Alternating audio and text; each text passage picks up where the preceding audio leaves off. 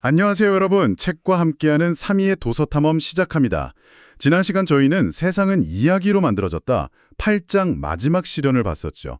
사회 전체가 무의식적으로 공유하는 그 거대한 서사, 딥스토리에 대해 알아봤습니다. 네, 눈에 보이지 않지만 우리 생각과 행동을 지배하는 아주 강력한 힘이었어요. 맞습니다. 오늘은 그 흐름을 이어서 9장, 칼을 움켜쥐다로 들어가 보려고 합니다.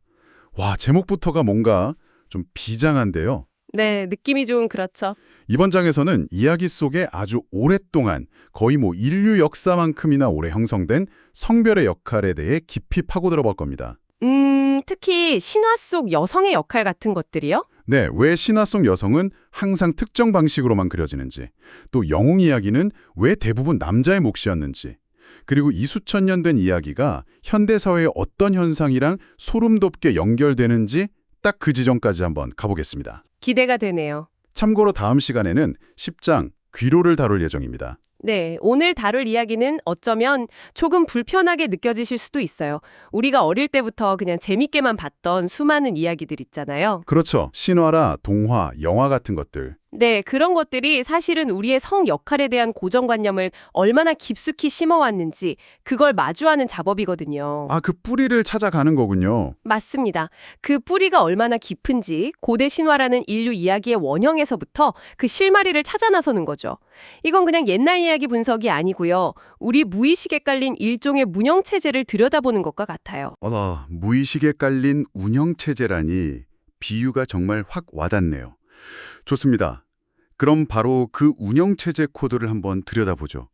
9장 첫 부분 소제목이 별로 강하지 않은 성별인데 여기서부터 여성 혐오의 신화적 기원을 다루더라고요. 네, 시작부터 아주 강렬하죠. 이게 늘 궁금했어요. 왜 그렇게 많은 창세 신화에서 여성은 꼭 세상에 문제를 일으키는 존재? 뭐랄까 재앙의 씨앗처럼 그려지는 걸까요? 소스에서 가장 먼저 언급하는 게 바로 그리스 신화의 판도라 이야기입니다. 판도라의 상자. 그렇죠. 판도라는 제우스의 명령으로 만들어진 최초의 인간 여성인데요. 신들이 온갖 아름다운 선물을 주면서 절대 열어보지 말라는 상자도 같이 줍니다. 근데 결국 열잖아요. 네, 결국 호기심을 이기지 못하고 열어버리죠. 그러자 그 안에서 온갖 질병, 증오, 불행 같은 모든 악이 쏟아져 나와 세상에 퍼지게 됩니다. 상자 맨 밑에 희망 하나만 남았다고는 하지만 이야기의 핵심 메시지는 명확해요. 여성의 호기심 때문에 인류의 불행이 시작되었다는 겁니다. 그러니까 인류 최초의 여성이 사실은 인류를 향한 신들의 복수를 위해 만들어진 일종의 재앙의 선물이었다는 거잖아요. 와, 생각할수록 정말 지독한 설정인데요. 바로 그 지독함이 이야기의 힘인 거죠. 그리고 소스는 이렇게 여성을 악의 근원으로 보는 서사가 인류 이야기의 한 축을 담당하는 원초적 내러티브라고 분석합니다. 판도라뿐만이 아니에요. 또 있나요? 서양 문화의 또 다른 기둥인 성경을 보면 정확히 똑같은 구조가 반복되거든요. 바로 이브 이야기로 연결되는군요. 소제목 중에 사과, 뱀, 여자가 바로 그걸 상징하는 거였네요. 맞습니다. 뱀의 유혹에 넘어간 이브가 선악과를 먼저 먹고 아담에게도 권하죠. 그래서 결국 인류 전체가 낙원인 에덴 동산에서 쫓겨나 죽음과 고통을 얻게 되었다는 이야기. 여기서도 여성의 행동이 인류 전체 불행의 원인으로 딱 지목되네요. 정말 놀랍도록 똑같은 구조죠. 그리스 로마 신화와 기독교, 그러니까 서양 문명을 떠받치는 이 두 거대한 기둥에서 모두 여성에게 타락의 책임을 묻고 있는 겁니다. 이건 우연이라고 보긴 어렵겠네요, 정말. 그럼 혹시 또 다른 원초적인 서사도 있나요? 네, 소스는 두 번째 원초적 서사를 제시하는데요. 바로 여성을 남성이 통제하고 소유해야 할 성적 자원, 혹은 미완의 존재로 보는 관점입니다. 미완의 존재요? 네, 대표적인 예가 바로 피그말리온 신화입니다. 그 조각가 이야기요. 다기가 만든 조각상이란 사랑에 빠지는. 맞습니다. 근데 그 배경을 자세히 들여다볼 필요가 있어요. 조각가 피그말리온은 현실의 여성들에게 환멸을 느껴요. 현실 여성들이 마음에 안 들었던 거군요. 네, 그들이 불경하고 타락했다고 생각하죠. 그래서 현실 여성을 거부하고 대신 자기가 생각하는 가장 이상적이고 순결한 모습의 여인상을 상아로 직접 조각합니다. 그리고 그 조각상에 갈라테이아라는 이름까지 붙여주고 사랑에 빠지는 거죠. 잠깐만요. 그러니까 현실 여성들이 마음에 안 드니까 아예 자기 입맛에 맞는 여성을 창조해버린 거네요. 이건 로맨스라기보다는 아니, 거의 통제욕에 가까운 거 아닌가요? 정확히 보셨습니다. 그게 바로 이 서사의 핵심이에요. 남성의 욕망에 따라서 만들어진 완벽하고 수동적인 여성상에 대한 갈망이 담겨 있는 거죠. 와, 결국 그의 사랑에 감동한 아프로디테 여신이 조각상에 생명을 불어넣어주면서 해피엔딩으로 끝나지만 그 이면에는 여성은 남성에 의해 발견되고 다듬어지고 완성되어야 할 존재라는 시각이 아주 깊게 깔려 있는 겁니다. 듣고 보니 이 피그말리온 서사는 현대에도 정말 많이 보이는 것 같아요. 소스에서도 영화 귀여운 여인을 예로 들었죠. 네, 맞아요. 부유하고 능력 있는 남자가 거친 거리의 여성을 만나서 그녀를 교양 있는 숙녀로 만들고 구원해준다는 구조. 피그말리온 신화의 완벽한 현대판이죠. 아하. 또 영화 평론가들이 쓰는 용어 중에 매닉 픽시 드림걸이라는 캐릭터 유형도 마찬가지예요. 삶에 지치고 우울한 남자 주인공 인생에 엉뚱하고 발랄한 여성이 혜성처럼 나타나서 그의 삶에 활기를 불어넣어주고는 사라지는, 오직 남자 주인공의 성장을 위한 도구로만 존재하는 캐릭터를 말하거든요. 와, 정리해보면 고대 신화에서부터 이어진 두 가지 큰 흐름이 있네요. 하나는 여성을 문제의 원흉으로 보는 판도라 2부 서사, 그렇죠. 다른 하나는 여성을 남성에 의해 완성되는 대상으로 보는 피그말리온 서사. 이 두 가지 프레임이 수천 년 동안이나 이어져 왔다는 게 새삼 놀랍습니다. 알겠습니다. 여성이 문제의 원인이거나 구원받는 대상으로 그려지는 건 이제 이해가 가는데 여기서 한 발 더 나아가서요. 여성이 아이 주인공, 그러니까 영웅 자체가 되는 이야기는 왜 그렇게 드문 걸까요? 그 이야기의 구조 자체에 뭔가 비밀이 있는 건가요? 아주 중요한 질문을 해주셨어요.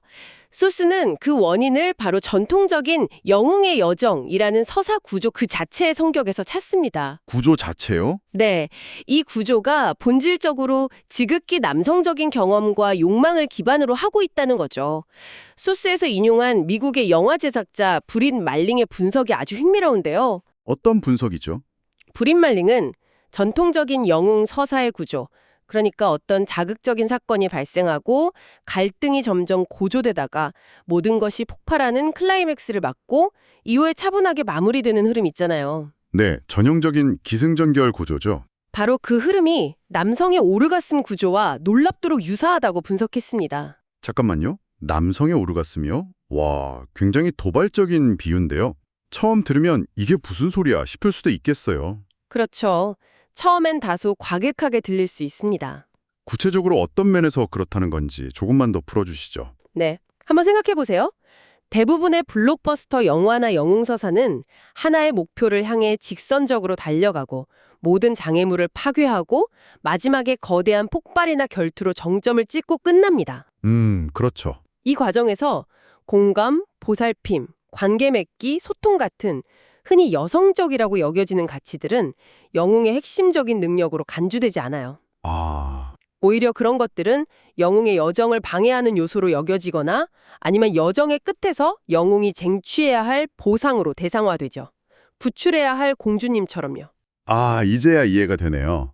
그 직선적이고 폭발적인 구조 안에서는 여성성이 끼어들 자리가 없거나 기껏해야 전리품 정도의 역할밖에 할 수 없다는 거군요. 맞습니다. 그렇다면 여성이 영웅이 되려면 기존의 남성 영웅처럼 행동하는 수밖에 없겠네요. 칼을 들고 적을 무찌르는 방식으로요. 바로 그겁니다.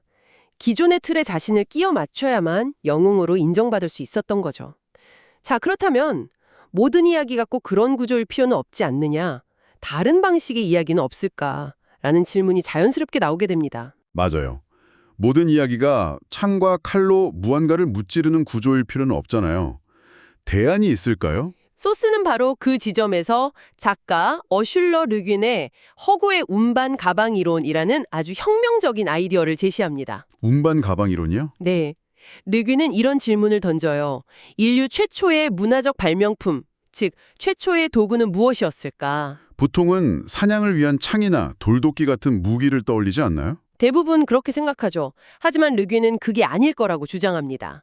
매머드를 찌르는 창보다 먼저 채집한 귀리나 견과류, 아기, 약초 같은 것들을 안전하게 담아서 운반할 그릇이나 가방이 필요했을 거라는 겁니다. 와, 무기보다 용기가 먼저라는 거죠. 아, 그러니까 인류의 첫 기술이 찌르는 창이 아니라 담는 가방이었다는 발상의 전환이군요. 그러면 우리의 원형적인 이야기도 산형이 아니라 채집, 그러니까 관계 맺고 모으고 유지하는 것이어야 한다는 말이네요. 이건 정말 판을 뒤집는 생각인데요. 맞습니다.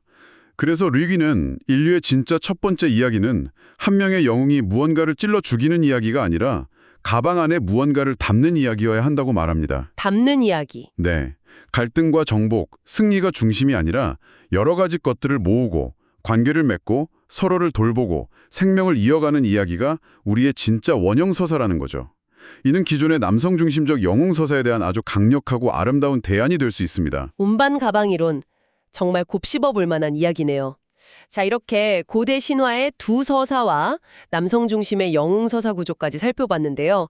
이런 수천 년 된 이야기가 단지 과거에 머무는 게 아니라 현대 사회의 특정 현상과 직접적으로 연결된다는 지점이 정말 충격적이었습니다. 서로를 비자발적 독신자라고 부르는 남성들의 온라인 하위 문화를 지칭하는데요. 네.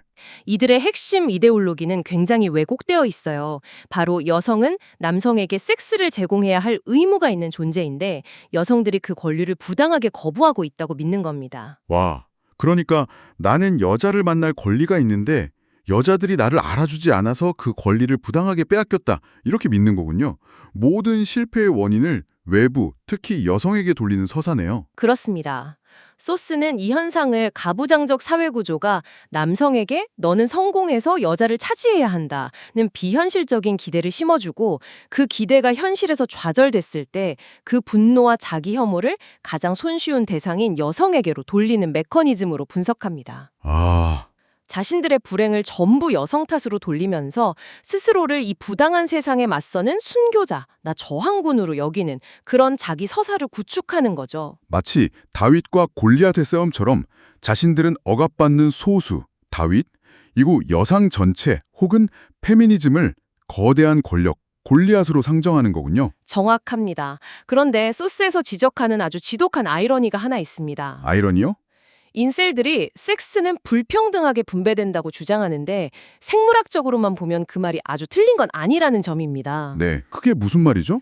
생물학적으로도 성적인 기회가 불평등하다는 건가요? 네, 소스에 따르면 대부분의 포유류 중에서는 소수의 힘센 수컷 약 20%가 거의 모든 암컷 약 80%와 짝짓기를 하는 것이 자연스러운 번식 프로그램이라고 합니다. 와, 20대 8구이라니. 그렇죠. 나머지 80%의 수컷은 번식 기회를 거의 얻지 못하죠. 인간 사회는 이런 경쟁적 일부일처제의 냉혹한 현실을 그대로 두지 않고 이야기, 즉 문화와 제도를 통해 관리해왔습니다. 아, 그래서 결혼이나 가족 같은 제도를 만들어서 가능한 한 많은 사람이 짝을 이룰 수 있도록 사회적 합의를 만든 거군요. 바로 그겁니다. 그런데 남성 중심의 가부장적 서사는 이 과정을 교묘하게 왜곡해왔다는 거죠. 어떻게 왜곡했다는 거죠? 성적 결핍이라는 이 현실을 여성을 통제하고 억압해야만 해결할 수 있는 문제로 규정하고 그것을 정당화하는 이야기를 만들어 온 역사가 있다는 겁니다. 남자는 능력만 있으면 여자를 얻는다 같은 서사도 그중 하나고요. 아, 인셀 현상은 바로 그 왜곡된 서사가 디지털 시대에 아주 극단적으로 그리고 폭력적으로 발현된 형태라고 볼 수 있습니다. 결국 수천 년 된 남성 영웅은 보상을 받아야 한다는 이야기가 현실에서 좌절됐을 때 그 분노가 여성 혐오로 폭발하는 아주 오래된 서사의 현대적 비극이네요. 신화 속 이야기와 인터넷 커뮤니티의 현상이 이렇게 직접적으로 연결된다는 사실이 정말 섬뜩하게 느껴집니다. 오늘은 9장 칼을 움켜쥐다를 통해 정말 거대한 시간의 흐름을 관통해봤습니다. 고대 신화 속 판도라와 이브에서 시작해서 남성 중심적인 영웅의 여정 구조를 분석하고 현대의 인셀 현상까지. 네, 정말 긴 여정이었죠.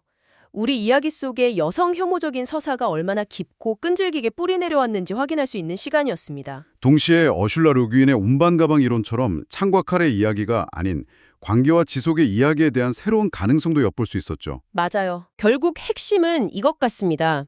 우리가 어떤 이야기를 중요하게 여기고 어떤 이야기를 계속해서 다음 세대에게 들려주느냐가 현실의 권력 관계와 사회적 인식을 만들어간다는 것. 이야기는 결코 단순한 오락거리가 아니라 세상을 만들어가는 가장 강력한 도구 중 하나입니다. 맞습니다.